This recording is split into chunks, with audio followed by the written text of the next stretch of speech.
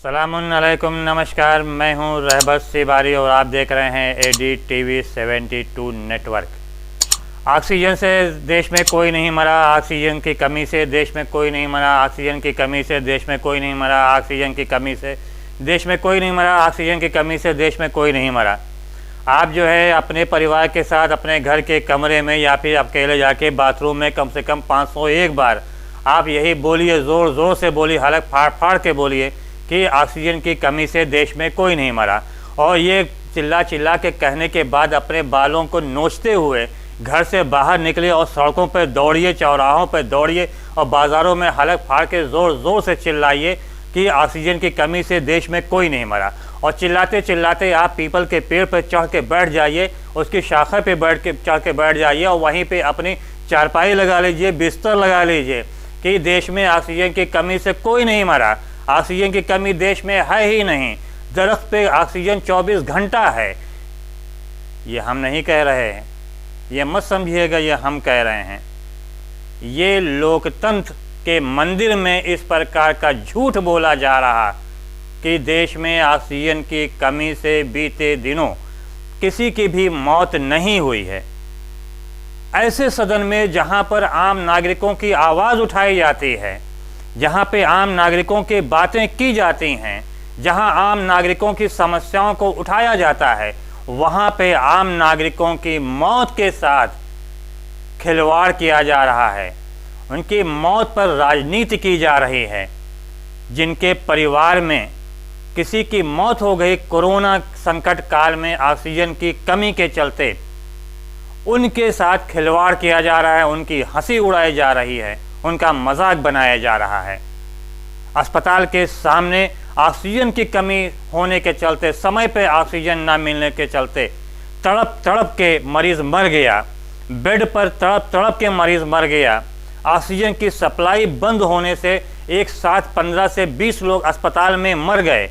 उस अस्पताल के मैनेजिंग डायरेक्टर जोर जोर से रोते हुए कह रहा था कि हम मजबूर थे, ऐसी मजबूरी कभी नहीं देखा। हमारे सामने मरीज दम तोड़ता रहा ऑक्सीजन की कमी से और हम कुछ नहीं कर सके, हम हाथ मलते रह गए। क्या ये सब झूठ है? क्या आम आदमी जब मर रहा था ऑक्सीजन की कमी के चलते और वो चीख रहा था, चिल्ला रहा था, क्या वो सब झूठ है? अखबारों में जब सुर्खियां बन रही थी कि ऑक्सीजन की कमी से लोग मर रहे हैं, क्या वो सब झूठ है? मैनेजिंग डायरेक्टर अस्पताल का जोर जोर से चिल्ला के रोता हुआ बोल रहा है कि ऑक्सीजन की कमी है, कमी के चलते मरीज की जान चली गई, क्या वो सब झूठ है? टाइम्स ऑफ इंडिया में 20 लोगों के फोटो सहित खबर छपी, नाम सहित खबर छपा, उनका पता भी छपा, साथ छपा। और इन 20 लोगों ने की मौत जो है ऑक्सीजन की कमी के चलते हो, उनके परिवार वालों ने कहा, शिकायत दर्ज कराया कि उनके परिवार के इस सदस्य की मौत ऑक्सीजन की कमी के चलते हुई है। क्या वो सब झूठ है? हर चीज़ झूठ है, लेकिन सच क्या है? आप उस झूठ को, आप इस सच को झूठ कहना चाह रहे हैं उस लोकतंत्र के मंदिर में। आपने सब कुछ फेक कर दिया, सब कुछ झूठ बना दिया। अभी तक क्या होता था? अभी तक ये होता था कि न्यूज़ जो आ रही है सोशल मीडिया पर वो फेक है। आज तो आपको ही लोकतंत्र के मंदिर में इन सरकार के बचाने वालों ने कह दिया कि आप ही फेक हैं, आप ही झूठे हैं। बीते दिनों, अभी 2 दिन पहले ही संसद में कांग्रेस के वेणुगोपाल ने जब एक बात उठाई, एक सवाल किया उन्होंने सरकार से कि क्या ये सही है कि बीते दिनों कोरोना संकट में ऑक्सीजन की कमी से बड़ी संख्या में लोगों की मौत हुई है। सिर्फ एक छोटा सा सवाल था और उस सवाल का बड़ा जवाब दे दिया गया कि पूरे हिंदुस्तानियों को झूठा बना दिया गया, सारे अखबारों को झूठा बना दिया गया और ये कह दिया गया कि ऑक्सीजन की कमी से किसी की मौत नहीं हुई। अब आप चीखते चिल्लाते हुए पेड़ पे बैठिए और ये कहिए कि आज से हम अखबार नहीं पढ़ेंगे, आज से हम न्यूज़ चैनल पे न्यूज़ नहीं देखेंगे, क्योंकि सारी चीज़ें गलत हैं। अगर सही है तो लोकतंत्र के मंदिर में बोलने वाले ऐसे लोग सही हैं जो सबका मजाक उड़ाते हुए मौत के ऊपर भी राजनीति कर रहे हैं। मौत पे राजनीति करना कोई आज नई बात नहीं है, हमेशा से ये होता चला हुआ कि मौत से ही राजनीति की गई है, लाशों पर बैठ के राजनीति की गई है और आज भी उसी पे बैठ के राजनीति की जा रही है। केंद्रीय स्वास्थ्य राज्य मंत्री ने जिस प्रकार से कहा इस बात को कि ऑक्सीजन की कमी से देश में किसी भी प्रकार की कोई मौत नहीं हुई, आखिर ये आंकड़ा उनके पास कहां से आ गया?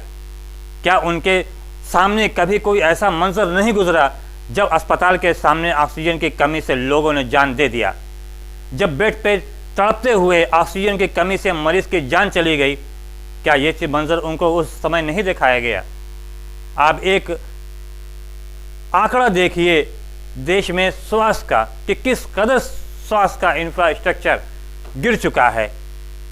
देश में हम 30 मई 2021 की रिपोर्ट के अनुसार हम आपको बता रहे हैं कि देश में लगभग 47,531 वेंटिलेटर हैं, 94,831 आईसीयू हैं, आईसीयू बेड हैं। अगर पूरे हिंदुस्तान के सारे सरकारी और निजी प्राइवेट अस्पतालों के बेड को जोड़ लिया जाए तो लगभग 14,99,000 बेड हैं सरकारी और प्राइवेट अस्पतालों में। सरकार ने पिछले दिनों सुप्रीम कोर्ट में 183 पेज का एक हलफनामा दिया, उस समय जब सुप्रीम कोर्ट ने पूछा कि आपके यहाँ ऑक्सीजन की कमी से या कोरोना के चलते कितने लोगों की मौत हुई, तो उस समय जो हलफनामा दिया गया 183 पेज का, उस 183 पेज में कहा गया कि प्रतिदिन लगभग 4 लाख मरीजों को आईसीयू बेड की आवश्यकता पड़ी। अब इस 4 लाख मरीजों को जो आईसीयू बेड की आवश्यकता हुई, अब आप खुद सोचिए कि 30 मई 2021 तक का जो आंकड़ा है, उस आंकड़े के अनुसार देश में लगभग 95,000 ही आईसीयू बेड हैं। हमने बताया आपको कि अगर पूरे हिंदुस्तान के सरकारी और प्राइवेट अस्पतालों को जोड़ लिया जाए, सारे के सारे बेडों को जोड़ लिया जाए तो लगभग 14,99,000 बेड हैं। तो अब सब हर जगह पे आईसीयू नहीं है, हर बेड तक ऑक्सीजन नहीं है, आईसीयू सिर्फ 94,500 कुछ बेड हैं जो आईसीयू हैं। अब बताइए अगर प्रतिदिन 4 लाख की आवश्यकता पड़ रही थी आईसीयू बेड की, उस समय उसमें कितने लोगों की जान जा रही थी, कितने लोग ठीक होकर जा रहे थे, कितने लोग ठीक होने के जाने या इलाज के लिए दौड़ रहे थे। इन आंकड़ों के आधार पर ही आप अपने से अंदाजा लगा लीजिए कि लोकतंत्र के मंदिर में जो झूठ बोला जा रहा था, ये किसका मजाक है, ये किसका मजाक उड़ाया गया? आपने कभी सोचा? जो इसके अलावा 20 लोगों ने टाइम्स ऑफ इंडिया में फोटो छपी है जिनकी मौत हुई है ऑक्सीजन की कमी होने के चलते। आप निकाल के देख लीजिएगा। उनके परिवारीजनों ने पीएमओ हाउस को और संबंधित मुख्यमंत्रियों को पत्र लिखकर शिकायत दर्ज कराया कि ऑक्सीजन की समय पर न मिलने से उनके परिवारीजन की मौत हो गई। क्या यह भी झूठ है? क्या इसको भी आप झुठला देंगे? उन लोगों ने यह भी लिखा कि क्या इसकी जिम्मेदारी संबंधित राज्य के मुख्यमंत्रियों को नहीं है? क्या संबंधित राज्य के स्वास्थ्य मंत्रियों को नहीं है? क्या केंद्रीय स्वास्थ्य मंत्री को इसकी जिम्मेदारी नहीं है? क्या केंद्रीय स्वास्थ्य राज्य मंत्री को इसकी जिम्मेदारी नहीं है? क्या गृह मंत्री को इसकी जिम्मेदारी नहीं है? क्या प्रधानमंत्री को इसकी जिम्मेदारी नहीं है? लेकिन नहीं, ऐसा नहीं हुआ। किसी ने भी इसको जिम्मेदारी अपने कांधों पर नहीं लिया, अपने जिम्मे नहीं लिया, बल्कि पीठ थपथपाई जा रही है सरकारों की कि हाँ आपने कोरोना संक्रमण से बहुत अच्छे ढंग से लड़ाई लड़ी, बहुत अच्छे ढंग से जंग जीती आपने। क्या सुप्रीम कोर्ट ऐसे लोगों पे जो जो लाशों के ऊपर बैठकर राजनीति कर रहे हैं, जो उस समय जिनकी मौतें हो गई इसकी वजह से, ऑक्सीजन की कमी होने की वजह से मौत हुई, लेकिन उनकी मौत को स्वीकार नहीं किया जा रहा है, क्या ऐसे लोगों के ऊपर राजद्रोह या देशद्रोह का मुकदमा दर्ज कराया जाएगा? अगर किसी ने सोशल मीडिया के ऊपर इस तरह की आवाज़ बुलंद किया तो उसके खिलाफ राजद्रोह और देशद्रोह का मुकदमा दर्ज कर दिया गया, उसकी आवाज़ को दबाया गया कि आप कोरोना संक्रमण को लेकर किसी प्रकार की बातें नहीं कर सकते। लेकिन आज जो हो रहा है लोकतंत्र के मंदिर में, जो हो रहा है, जो तार किया गया लोकतंत्र के मंदिर की मर्यादा को ताक किया गया, क्या उस दौरान क्या ऐसे लोगों पर किसी प्रकार की कोई कार्रवाई नहीं होनी चाहिए? लेकिन शायद ऐसा कुछ नहीं होगा। सब चीखेंगे, चिल्लाएंगे, लेकिन किसी की बात पे यकीन नहीं किया जाएगा, क्योंकि यकीन उसी बात पे किया जाता है जो लोकतंत्र के मंदिर में बोला जाता है। एक झूठ को अगर 10 लोग मिलकर झूठ बोलें और बार बार उसी झूठ को बोला जाए तो कभी न कभी ये झूठ सच साबित होएगा। साबित सच होता नहीं, लेकिन लोग सच मान लेते हैं कि हाँ यही सच होगा। लेकिन ज़रा उस परिवार को सोचिए, उस परिवार के बारे में सोचिए जिनके परिजन, जिनके मरीज़ ऑक्सीजन की कमी होने की वजह से तड़प तड़प के मर गए। दिल्ली के एक हॉस्पिटल में आप अगर पुराने बैक उसमें जाइए और वीडियो देखिए, यूट्यूब पे भी पड़े होंगे या न्यूज़ चैनल के, उस समय के न्यूज़ चैनल पे भी देखिएगा, एक अस्पताल के मैनेजिंग डायरेक्टर ये कहता हुआ जोर जोर से रो रहा था कि 10 मिनट के लिए ऑक्सीजन की सप्लाई बंद हो गई। हम लोग चीखते रहे, चिल्लाते रहे कि ऑक्सीजन की सप्लाई चालू किया जाए, लेकिन जब तक सप्लाई होती होती तब तक 15 लोगों की जान जा चुकी थी। क्या वो भी झूठ था? सच क्या है, इसको स्वीकार क्यों नहीं कर रही है सरकार? चाहे वो, हम ये नहीं कहते कि केंद्र सरकार है या उत्तर प्रदेश की सरकार, जितनी भी सरकारें देश में इस टाइम मुख्यमंत्री हैं, सबको स्वीकार करना चाहिए। अगर ऑक्सीजन की कमी से मौत नहीं है तो दिल्ली के मुख्यमंत्री अरविंद केजरीवाल ने क्यों ये कहा कि जिनके परिवार के कोई भी सदस्य की मौत ऑक्सीजन की कमी से हुई है उसके परिवारजनों को 5 लाख रुपए का मुआवजा दिया जाएगा? क्यों कहा? इसका मतलब है कि ऑक्सीजन की कमी से मौत हुई है। फिर आखिर ऐसा क्यों है, क्यों इस बात का नकारा जा रहा है? आंकड़ों के अनुसार अगर आप देखिए, पिछला अप्रैल और मई में जब कोरोना संक्रमण की दूसरी लहर पीक पे थी, उस समय ऑक्सीजन की कमी से जो सरकारी आंकड़ा उस समय दिया गया, हालांकि अब उसको छुपा दिया गया, गायब कर दिया गया, कहाँ है वो आंकड़ा ही नहीं है। उस समय 178 की मौत हुई थी ऑक्सीजन की कमी की वजह से।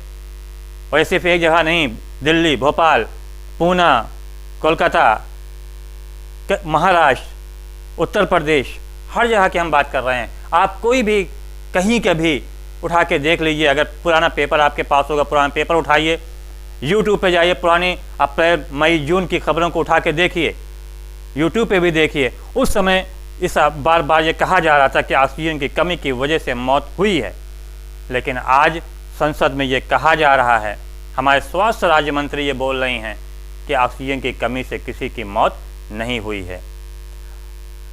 प्रधानमंत्री जवाहरलाल नेहरू ने एक समय कहा था कि ऐसा काम करा जाए जिससे भूख से कोई ना मरे, भूखमरी से कोई ना मरे। दोस्तों, भूख से मरता नहीं कोई, कागज़ के ऊपर भूख से नहीं कोई मरता। भूख से मरते हैं लेकिन कागज़ पे भूख से नहीं मरते। जब आदमी भूखा होता है तो उसका कोई ना कोई आर्गन काम करना बंद कर देता है, चाहे हार्ट काम करना बंद कर दे, फेफड़ा काम करना बंद कर दे, लीवर काम करना बंद कर दे, किडनी काम करना बंद कर दे, और वो मर जाएगा। ये भूख से होता, कहीं लिखा नहीं होता कि भूख से आदमी मर गया। भूख आर्गन को डिस्टर्ब करती है, और कोई ना कोई आर्गन डिस्टर्ब हो जाता है। जब पोस्टमार्टम कुछ कराया जाता है, पोस्टमार्टम रिपोर्ट में यही आता है कि फलां आर्गन फेल हो गया, इस वजह से इसकी मौत हो गई।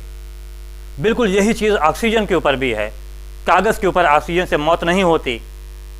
अगर पढ़े लिखे, ज़रा सा भी हो पढ़े लिखे, तो समझ जाइए आप, ये जो संसद में बैठकर लोकतंत्र की हत्या कर रहे हैं और जो लोग मजाक उड़ा रहे हैं जिनकी मौत हुई है, अगर ज़रा सा भी अकल है, ज़रा सा भी आप पढ़े, ज़रा सा साइंस जानते होंगे, तो सोचिए कि ऑक्सीजन से मौत नहीं होती। जब ऑक्सीजन की कमी होती है तो कोई ना कोई आर्गन पे उसका सीधा असर पड़ता है, ख़ासतौर से फेफड़े पर असर पड़ता है, हार्ट पे असर पड़ता है, ब्रेन पे असर पड़ता है। पोस्टमार्टम होता है तो पोस्टमार्टम रिपोर्ट में आएगा कि ऑक्सीजन नहीं, ब्रेन हेमरेज हो गया, ब्रेन हेमरेज हो गया, मर गया। फेफड़े ने काम करना बंद कर दिया, सांस फूलने लगी, मर गया। हार्ट फेल हो गया, सही तरीके से उसको ऑक्सीजन नहीं मिली, जिससे मर गया। ऑक्सीजन की कमी जब होगी तो किसी कोई ना कोई आर्गन डिस्टर्ब होगा, और जब आर्गन डिस्टर्ब होगा तो उसकी मौत होगी। और जब मौत होगी तब आप पीएम कराओगे, पीएम रिपोर्ट में ये नहीं आएगा कि हाँ ऑक्सीजन नहीं थी, पीएम रिपोर्ट में ये आएगा कि फला आर्गन फेल हो गया, इस वजह से इसकी मौत हो गई। तो क्या आप इस आर्गन के फेल होने के आधार पर यह कहना चाह रहे हैं कि ऑक्सीजन की कमी से मौत नहीं हुई है? कम से कम जिनकी मौत हुई है, अगर आप उनकी मदद नहीं कर सकते तो कम से कम उनकी मौत पर मजाक मत उड़ाइए। उनके परिवारजनों के ज़ख्मों पर और मिर्च मत छिड़किए। अगर आप उनकी मदद नहीं कर सकते, अगर आप उनको मरहम नहीं लगा सकते, तो आप मत कहिए कि ऑक्सीजन की कमी से हमारे देश में किसी तरह की कोई मौत नहीं हुई। कोरोना की वजह से कितने लोगों की मौत हुई ये तो आप स्वीकार कर रहे हो, लेकिन उस मौत का आंकड़ा भी सही आप नहीं दे रहे हो। लेकिन ये भी मत कहो कि हाँ, ऑक्सीजन की कमी से किसी की मौत नहीं हुई। दोस्तों, आप लोकतंत्र के जिस मंदिर में इस प्रकार का मजाक उड़ाया गया, उस मजाक की तरफ आप ध्यान बिल्कुल मत दीजिए, क्योंकि वाकई जिस तरह से ये कहते हैं उस तरह की बातें वास्तव में नहीं होती।